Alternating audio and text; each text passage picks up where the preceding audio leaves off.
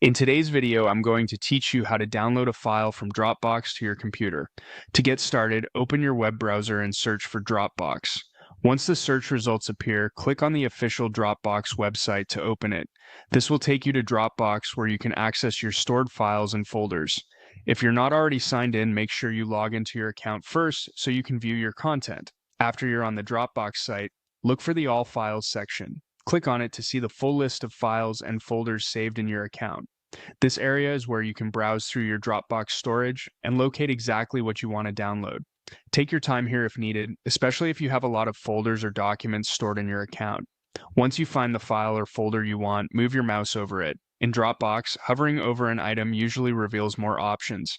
You can either select the file directly or click the three dots next to it to open the items menu. This menu gives you access to different actions you can perform, including downloading. If you're downloading a folder instead of a single file, the process is basically the same, although Dropbox may package the folder into a compressed file for the download. From that menu, click Download.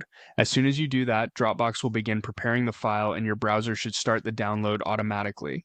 Depending on your browser settings, the file may go straight into your Downloads folder, or you may be asked where you want to save it on your computer. If prompted, choose a location that's easy to remember, like your desktop or Downloads folder, so you can find the file quickly afterward. If the download takes a little time, that's completely normal, especially for large files or folders.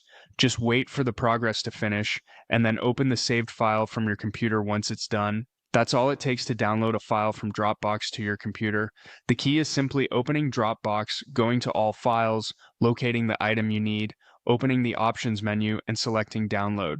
If you want to stay organized, it's also a good idea to move the downloaded file into the correct folder on your computer once it has finished downloading. Thanks for watching, and I hope this helped you successfully download your file from Dropbox.